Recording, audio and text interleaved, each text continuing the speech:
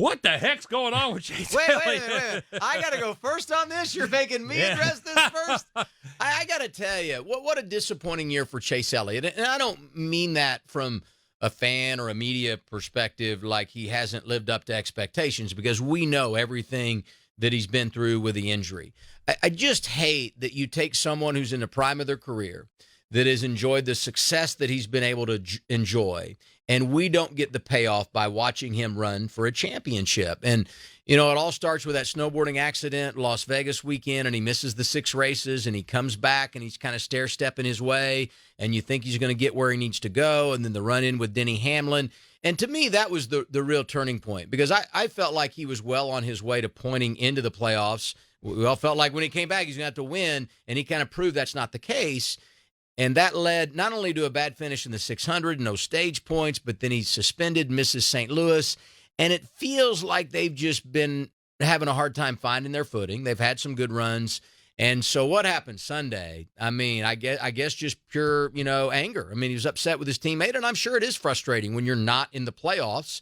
And not only are your teammates running for titles, but they've won them and won a lot of races. It's got to add up and build up, and eventually it comes to a head, and I think that's probably what we saw on Sunday. Well, and Davey, they'd had run-ins before, so the old saying is race car drivers never forget. It may not have been last week, it may not have been last month, it may have been last year or 2 years ago, and payback comes eventually, right? Yeah, and a lot of people have kind of been theorizing that this tiff, if you want to call it that, may go back to last year at Watkins Glen, where Larson kind of moved Elliott out of the way, and Elliott wasn't pleased after the fact. I don't know if it goes back to that, if it goes back in general. I think to Double A's point, this has just been a terrible year for Chase. On the track, off the track, like the things that coalesce into what this year has been. First time that he's missed the playoffs. First time that he's been suspended for an on-track incident. And I just think he can't wait for the year to be over, to be frank with you. And I know that he has an owner's championship that he's still going for, and that really does matter in the grand scheme of things, especially financially. But this year has just not been what anybody really expected out of the 9 teams, specifically Chase. And I know his crew chief, Alan Gustafson, probably feels the same way. I think that the incident that happened on pit road, not necessarily is a microcosm of the anger and the frustration boiling over, but even Chase came on our air on SiriusXM and called it that. He called it frustration. And he did take the blame for it because he didn't have the full picture of events. His words, not mine. But he also did say that, they're adults. They have talked about it, and they will continue to talk about it and move forward. So, as he calls it, a non-issue.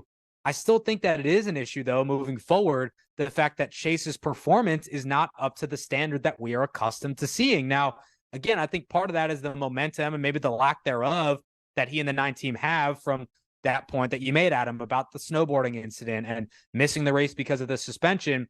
But as the calendar turns to September, October, and even into November, I think Chase and the 9 team are just going to be happy to turn that page, close the chapter, and start a new one in 2024, because can't get much worse than this. Well, that's the thing, because Rick Hendrick can't be happy, because the fact of the matter is, Adam, the Owners' Championship, which I know fans don't pay attention to, the Owners' Championship's where the money really is. Big time. It's not in the Drivers' Championship. That's where the money is, in the Owners' Championship. So the 9 team is still in the hunt for the Owners' Championship. And he's finished top 10 in both playoff races, one of 5 drivers to do that. 3 playoff drivers have done it. Chase Elliott, one of the non-playoff drivers to finish top 10 both at Darlington and Kansas. So they're doing okay from a performance standpoint, not up there and leading a ton of laps and having a chance to win races and all of that, but they're starting to maybe get back to it from a performance standpoint.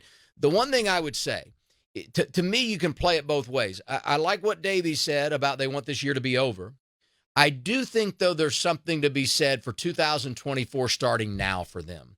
And while everybody else is focused on winning a championship and putting all their eggs in that basket, the 9 team is racing for next year. And anything they can do to recreate that momentum, to build that confidence, and reinstore that message to the competition that we are a team to beat, we're going to be here next year, and we're going to come out of the gate strong, I think they need to take the next 8 weeks and do that. So for me, that's what the playoffs is about for them, recreating that identity that says when we head to Daytona in February in 2024 that they are once again a force to be reckoned with. I think back, Davey, to when Chase first came into the Cup Series. He was incredibly hard on himself.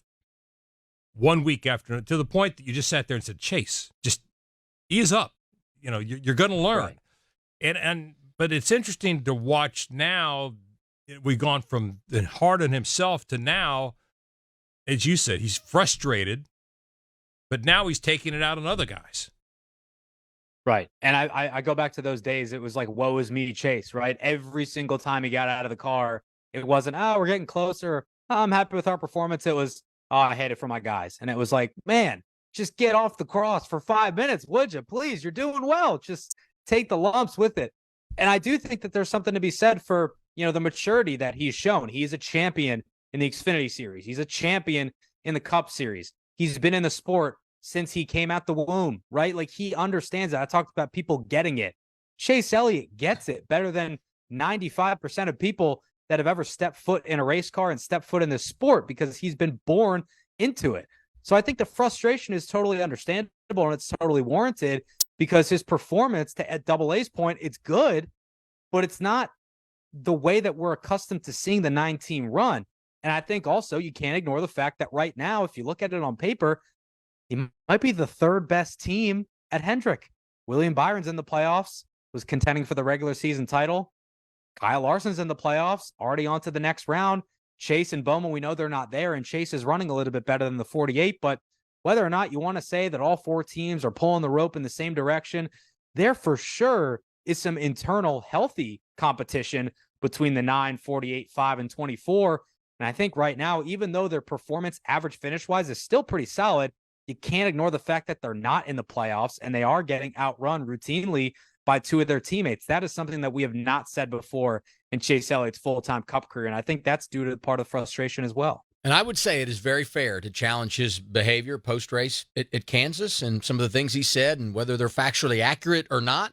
I would also say, though, I love the passion and the fact that it bothers him that he didn't win, and whether it's his teammate or not, he wants what's best for him and that number 9 team. I respect that passion, and I love that. And I hate the day of an athlete coming out and giving you a big hug when you just kicked his tail. I like a guy that says, hey, I'm bothered by losing, and I want to do what it takes to get it fixed. So, I don't like what he did necessarily, but I do like the fact that he's still competitive, he wants to win, and he's bothered when things don't go his way.